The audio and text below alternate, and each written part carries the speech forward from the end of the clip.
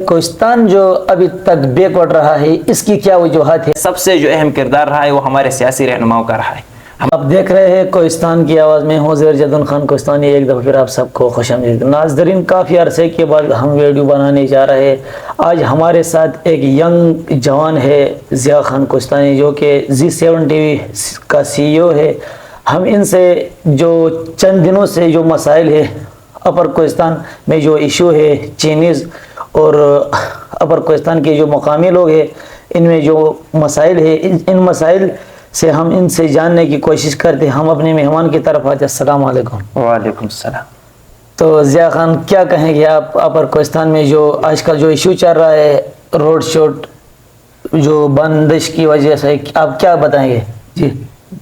عزیر جدون، سب سے پہلے آپ کا شکریہ کہ آپ نے قیمتی وقت میں سے ہمیں ٹائم دیا۔ عزیر، سب سے پہلے بات یہ کہ اپر کوہستان میں کوئی پہلی تحریک نہیں ہے۔ اس سے پہلے میرے خیال میں 10 سالوں میں کافی تحریکوں نے جنم لیا ہے، اور کافی تحریکیں، جہاں تک میرا علم ہے، کافی تحریکیں ناکام ہوئی، کیونکہ لوگوں نے اپنے مفاد تک ان تحریکوں کو جاری رکھا۔ جو یہاں تک ان کا مفاد حاصل، انہوں نے تحریکوں کو چھوڑا، انہوں نے نوجوانوں کی نہیں سوچا، کوہستان کی نہیں سوچا۔ تو میرے خیال ہے کہ یہ جو انہوں نے بہت بڑا اقدام اٹھایا ہے کہ اپر کوہستان میں جو ڈاسو ڈیم بن رہا ہے، پورے پاکستان کا دار و مدار اس پر ہے۔ 2025 میں یہ ڈیم کمپلیٹ ہونا تھا، لیکن یہاں کے ہمارے موقع لوگوں کی وجہ سے ابھی تک یہ ڈیم رکاوٹ ہے، یا حکومت کی وجہ سے رکاوٹ ہے، اس میں تو ہم قبل از وقت کچھ نہیں کہہ سکتے ہیں۔ لیکن لوگوں کی جو چند مطالبات ہے وہ جائز مطالبات ہے کہ بیرونی بھرتیاں ہیں، ان میں لیبرز ونگ کا تنخواہ ہے، اور یہاں پہ گاڑی کے جو مسائل انہوں نے سامنے رکھے ہیں، لیکن جائز ہے، لیکن ڈیم کا کام ان کو بند نہیں کرنا چاہتا، ایک بات۔ اور دوسری بات یہ ہے کہ اس میں زیادہ تر لوگ چہرے آپ کو نظر نہیں آ رہے ہیں۔ میرے خیال میں اپر کوہستان 4 تحصیلوں پر مشتمل ہے، تو متحد نہیں ہے۔ متحد کا مقصد ہے کہ اس میں آپ کو چیئرمین جو ہے ان کا نظر نہیں دکھائی دے رہا ہے اس میں، اور ان کے ساتھ ہر بڑھ بادشاہ کے جو بالکل وہ تو ہے نہیں بادشاہ والے، اور ان کے ساتھ زیادہ تر ایکٹیو لوگ ہیں جو سیو کے لوگ آپ کو زیادہ نظر آ رہے ہیں، اور اس کے ساتھ کندیا والے ہیں۔ لیکن لوگوں کا میرے خیال میں سب اگر متحد ہو گیا پر کوہستان، تو پھر اس مسئلے کا کوئی حل تلاش کر سکتے تھے۔ تو ضیاء خان، سننے میں آ رہا ہے کہ اپر کوہستان کی جو کمیٹی ہے، وہ کمیٹی چند اپنے مفادات کے لیے جو چینیز وابڈا کا جو کام ہے، بڑا کام ہے، یہ خاص کر اس پاکستان کے لحاظ سے ایک بڑا ڈیم بننے جا رہا ہے، اس میں اس طرح خلل ڈالنا یقیناً ایک بری بات ہے، کیونکہ بعض لوگ ان میں چند لوگ ہیں وہ اپنے مفادات کے باعث کرتے ہیں کہ نہیں۔ اسی بات کا میں نے پہلے بھی ذکر کیا ہے کہ اس سے پہلے بھی کافی چہرے تھے جو کافی سرگرم دکھائی دے رہے تھے، لیکن آج کل ان تحریکوں میں وہ نہیں ہے۔ میں کل مولانا والی صاحب کا انٹرویو کر رہا تھا، یہ بات میں نے ان کے ساتھ دہرائی کہ مولانا صاحب کافی چہرے ہمیں نظر نہیں آ رہے ہیں، اور یہاں پر کافی لوگ ایسے بھی ہیں کہ لوگوں کا کہنا ہے، ہم تو نہیں کہہ سکتے ہیں کہ اپنے مفاد تک ہے یا نہیں ہے، وہ اپر کوہستان کا جو معاملہ ہے وہ کہہ رہے ہیں ہم اچھی طریقے سے ہینڈل کر سکتے ہیں۔ آپ کو پتہ ہے میرے خیال میں یہاں کے جو لوور کوہستان کے لیبر تک وہ نہیں چھوڑ رہے تھے پہلے، اور انجینئر تو دور کی بات، تو ابھی وہ لوگ کہہ رہے ہیں کہ ہم آسانی سے ہینڈل کر سکتے ہیں۔ اور دوسری بات یہ مفاد کی بات ہے، میں بھی یہ سمجھتا ہوں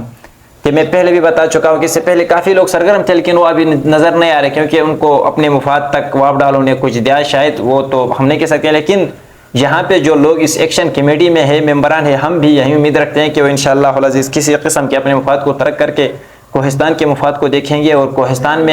کوہستان کے نوجوانوں کی مفاد دیکھیں گے، اور کوہستان کی مٹی کی عزت اور لاج رکھیں گے۔ امید یہ کر سکتے ہیں، اور تو ہم کچھ نہیں سکتے، وہ قبل از وقت کی بات ہوگی ہے۔ تو ضیاء خان، ایک اہم سوال کروں گا آپ سے کہ یہ ڈیم اگر کمپلیٹ ہو گیا تو اس سے کوہستان کی ترقی میں کتنے % اضافہ ہوگا؟ یہ ظاہر بات ہے، آپ دیکھ رہے ہو ڈیم بننے سے پہلے ڈیم کمپلیٹ نہیں ہوا ہے، اور کوہستان کی ترقی میں کوہستان کتنا ترقی کر چکا ہے۔ اپر کوہستان میرے خیال میں کوئلہ پالس اور لوور کوہستان سے کافی آگے نکل چکا ہے اسی ڈیم کی وجہ سے، اور ان کے پاس کچھ نہیں ہے، ان کے پاس وسائل ہے، اور کچھ ہم سے زیادہ نہ، اور کچھ ہے، حالانکہ یہ ہم سے دور ہے۔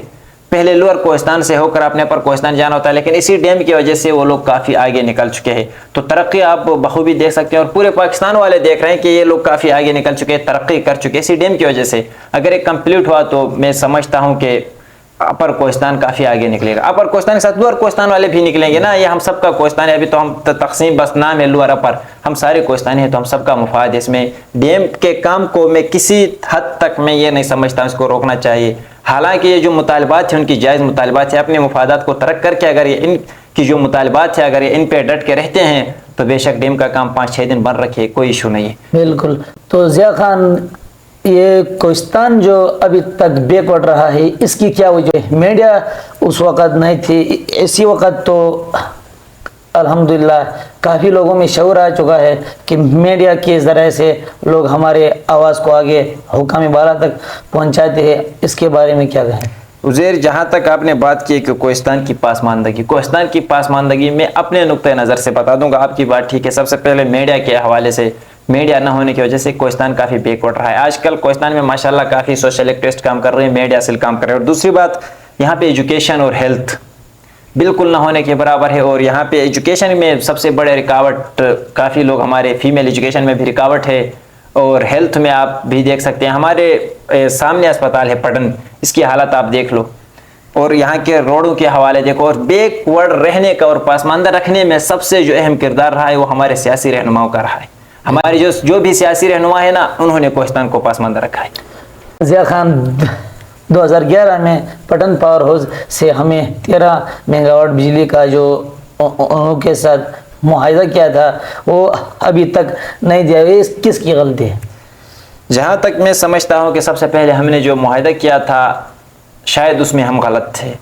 اس میں ہم غلط کیوں تھے کہ ہم بار بار کہہ رہے تھے کہ ہمیں فری بجلی دے دو۔ فری بجلی پاکستان میں کہیں نہیں مل رہی، ہاں جائز ریٹ پہ دوسروں کے لیے یونٹ 15 کا مل رہا ہے، تو ہمیں کنسیشن ہونی چاہیے کیونکہ ہمارا زمین، ہماری پانی سب کچھ استعمال ہو رہے ہیں، اور ہر علاقے میں اس طرح ہے۔ تو اس میں سب سے بڑے ریکارڈ میرے خیال میں وابڈا والے ہیں، اور وابڈا کے بعد ہمارے جو اپنی اصلاحی کمیٹی والے ہیں وہ ہوگی شاید، کہ وہ اپنی بات پہ ڈٹے ہوئے کہ بھائی ہم نے اس طرح کرنا ہے، اور حالانکہ وہ پاکستان کے رول میں نہیں ہے، فری بجلی آپ کو کہیں سے کوئی نہیں دے رہا ہے۔ تو اس پر ہم تو ریکارڈ واب ڈالا ہوگی کیونکہ وہ بات پہ نہیں ڈرتے ہیں۔ اپر کوہستان کے بھی یہیں تحفظات ہے کہ ایک بات کر کے دوسرے دن وہ مکر جاتے ہیں، لیکن اس کے بعد میرے خیال میں الحمدللہ وہ کچھ معاہدہ ہوا ہے ان کا کہ ہر ضلع میں یا تحصیل میں یہ ایک ہائیڈرو پاور بنائیں گے۔ تو ضیاء خان، ہم اپنے پروگرام ختم کرنے سے پہلے ایک سوال آپ سے، ایک اہم سوال ہے میرے خیال میں، ایک آخری سوال سے پہلے یہ ایک اہم سوال ہے کہ 2002 میں حضرت مولانا دلدار احمد رانگوی صاحب نے جو ہاسپٹل بنایا ہے اس میں کوئی نظام میرے خیال میں نہیں ہے، کوئی ان کے سٹاف وغیرہ نہیں ہے، اس کے بارے میں کیا کہیں؟ عزیر جدون، سب سے پہلے بات ہے کہ اسپتال میرے خیال میں 2002 میں وہ مولانا صاحب ممبر منتخب ہوئے تھے، اس کے بعد اس کے دور میں ہی بنا ہے، لیکن آج تک یہ فنکشنل ہے۔ آپ کی بات ٹھیک ہے، واقعی نہیں، نہ ہونے کے برابر ہے۔ کل ہم گئے تھے ایمرجنسی میں میرے خیال میں 4:30 بجے ہم گئے تھے ایمرجنسی میں، تو کوئی ڈاکٹر ہمیں یہاں پہ موجود نہیں تھا، ڈاکٹر بالکل نہ ہونے کے برابر، دور کی بات۔ لیکن یہاں پہ ٹیکنیشین تھے، لیکن ٹیکنیشین ایسے ٹیکنیشین کے جو بھرتی ہوئے ہیں ان کو میرے خیال میں کیا بتا دوں میں، ابھی ٹیکنیشین بیٹھے ہوئے تھے، بہرحال انہوں نے ہماری ٹریٹمنٹ کی، لیکن ہم واپس آئے۔ تو اس کی سب سے بڑی وجہ یہ کہ فنکشنل نہ ہونے کی وجہ سے ہمارے اس میں بھی ہمارے اصلاحی کمیٹی ہے یار،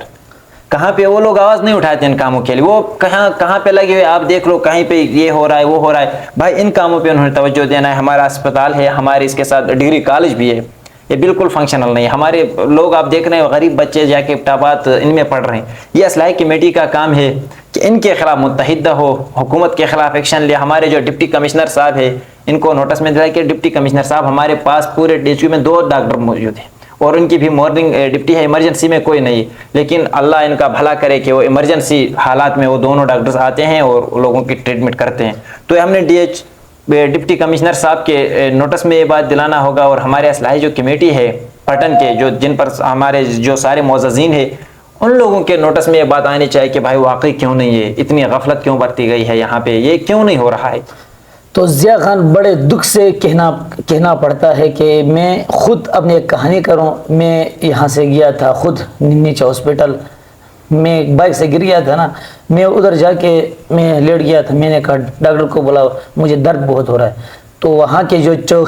چوکیدار جو بھرتی ہوتے، مالی اور چوکیدار جو ہوتے نا، ایک مالی آ کے مجھے کہا کہ میں آپ کو ٹیکہ لگا دوں۔ میں نے کہا آپ کے پاس ڈگری بھی نہیں ہے، آپ چوکیدار ہے، آپ ٹیکنیشین بھی اس نے نہیں کیا کچھ ہوگا، بھی نہیں ہے، ایک ان پڑھ جاہل سا، اس نے کہا میں آپ کو ٹیکہ لگاتا ہوں۔ میں نے کہا نہیں، کسی ٹیکنیشین یا ڈاکٹر کو بلاؤ۔ اس نے کہا 2 بجے کا ٹائم تھا، ان ڈیوٹی وہ ڈاکٹر نہیں تھا۔ پھر میں یہاں سے وہ بائک میں نے سٹارٹ کر کے، درد بہت ہو رہا تھا، میں نے بائک سٹارٹ کر کے وہاں سے سرکاری ہاسپٹل سے